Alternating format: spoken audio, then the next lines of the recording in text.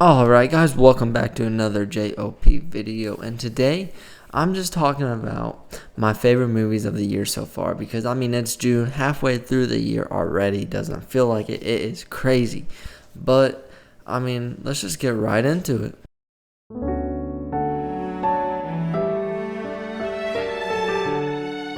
Number 5 is actually going to be a smaller movie. It came out on streaming Peacock, I'm pretty sure. This is Bridget Jones, Mad About the Boy. It is the 4th movie in a rom-com series, and I enjoyed the whole series altogether. But it's kind of a British English movie, as they kind of have their humor, but I enjoy it, as I enjoyed the previous movies as well. Hugh Grant is a big part of this series, and of course Renee Zellweger as Bridget Jones. I do not know if I said that name correct, so yeah. And I feel like this is just a pretty good movie, way better than I thought it was going to be. I was kind of nervous about them screwing up after the Perfect Trilogy, but hey, this movie was also amazing. Now, this might be honestly one of the best franchises, definitely one of the best rom-com franchises, and this one dives into kind of grief, and being a widow and having to raise up the children, basically kind of by yourselves, but also having friends that have your back.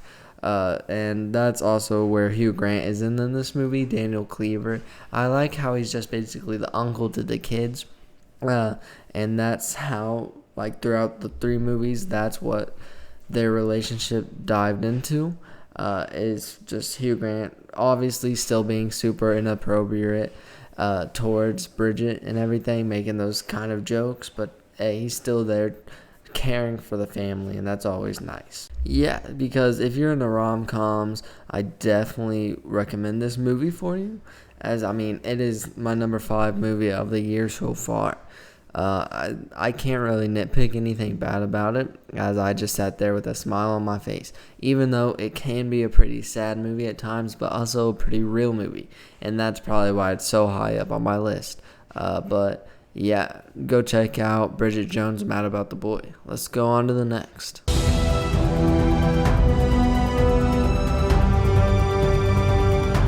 Number 4 is the Thunderbolts movie, or the new Avengers movie, whatever you want to call it. But yes, this is starring, of course, Elena from Black Widow, John Walker from Falcon Winter Soldier, Alexei, or the Red Guardian, also from Black Widow, Ghost from Ant-Man and the Wasp, and yeah, so forth, and Taskmaster from Black Widow for a couple seconds.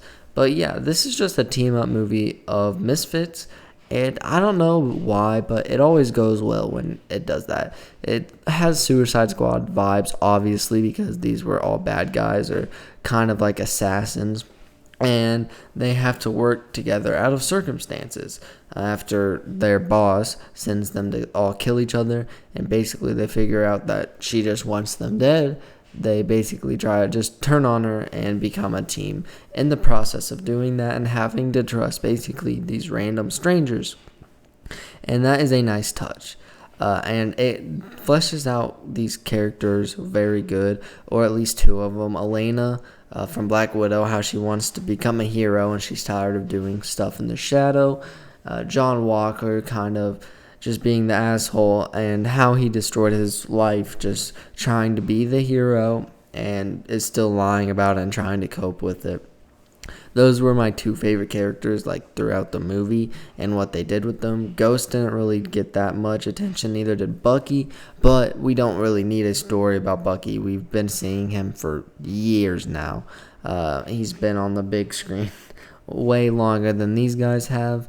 Alexei's just the comedic value, and obviously that's always good to have. You don't need to flesh him out that well, and they do with the father figure thing as well. while he can still be super funny. And I mean, he's like probably the funniest character of this movie for sure. And I see that's why people think he's the best character. But in my eyes, it's either John Walker and Elena. But this movie just did really well, as it felt like a Marvel movie, but it also kind of felt different at the same time. The third part of it, or the end of the movie, it wasn't really action packed as you would expect it. Yeah, it did have action scenes into it, but that wasn't like the main point or the main focus of it, and I kind of enjoyed that difference. I've been used to seeing these action-packed endings, even when it wasn't really needed, like the Black Widow, when they're falling down, everything's exploding. Yeah, but I really enjoyed the change in this. I know it's kind of cringy that it ends in one big group hug, kind of, but I mean, it's just a really fun movie. And by the way, I mean, I've kind of been spoiling these movies, so spoiler warning for the rest of the movies as well. But yeah, I mean, Thunderbolts, great Marvel movie, and it made it to my number 4 on the list so far. You never know, might go down, even might go up. My mind might change by the end of the year, but we will see. On to the third one.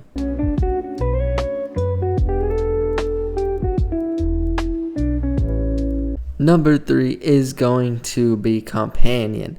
This is a horror movie kind of basically about a sex robot, but the plot is more than that. But I don't want to go too much into detail because I kind of went into way too much detail in the Thunderbolts, and I kind of don't want to do that with Companion. So yeah, of course, this movie stars Jack Quaid, and it also stars Sophie Thatcher, and she also played in The Heretic, and she has been amazing so far, honestly. One of the kind of a new horror queen for me, and kind of a final girl in this movie, and she plays a perfect robot. I mean, that's kind of funny to say, but that is kind of what her character is. Especially when she kind of turns to killing people. That's kind of not a spoiler because, that's the plot of the movie. And yeah, so what they do with the plot of this movie is very fun. I think it kind of twists it on the head of what you think it's going to be about. And the way the robot reacts and how it becomes kind of what it becomes at the end of the movie is very interesting, and it works off the way and the interactions of the people around it. And it's just a very interesting horror movie that kind of has to deal with advanced AI, of course. That's what Sophie Thatcher's character is, the robot. She's way much more than a sex robot, kind of just like a life partner, basically. A clingy girlfriend, just think about that, and that's what this robot is. A very enjoyable, a very fun horror movie, thriller movie, whatever you want to call it. It does have gore and kills in it, so it does count as a horror movie.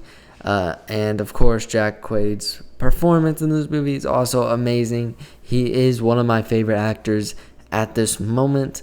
I mean, he's also in the next movie. That's kind of a spoiler giving away. But yeah, go watch this movie if you haven't so far.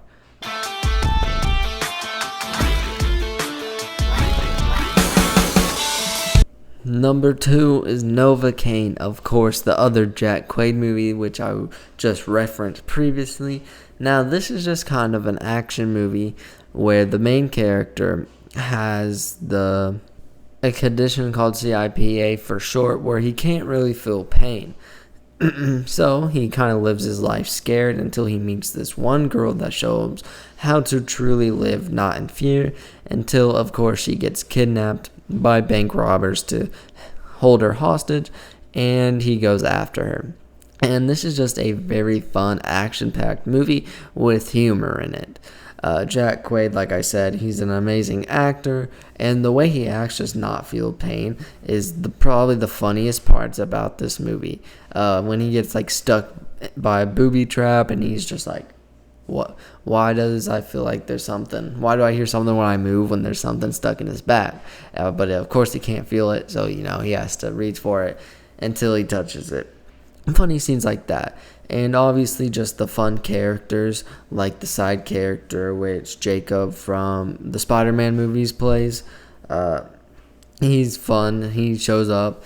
He's like, oh, I'm this guy with a huge motorcycle, but he's just really kind of a loser that rides a moped. But definitely comes in clutch in this movie, and is just a pretty funny character. Now, yet that guy plays those characters all the time. I wish he would do more range of characters, but he has more time in his future to upgrade what movies he wants to do.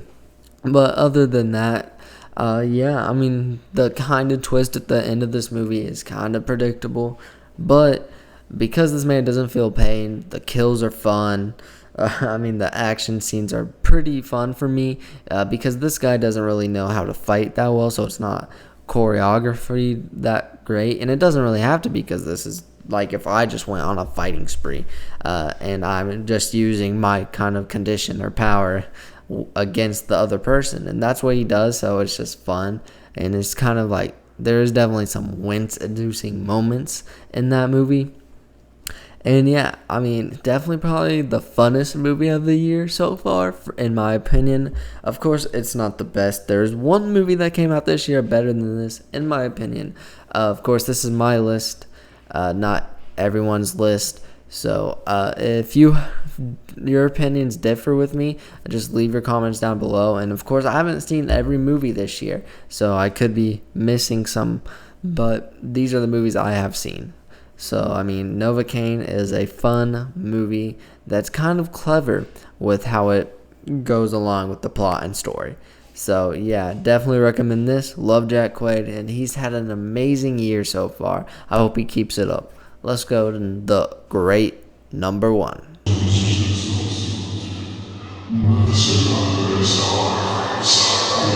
Number one is, of course, going to be Ryan Coogler's vampire movie, Sinners, starring Michael B. Jordan, Haley Steinfeld, and, of course, other actors as well.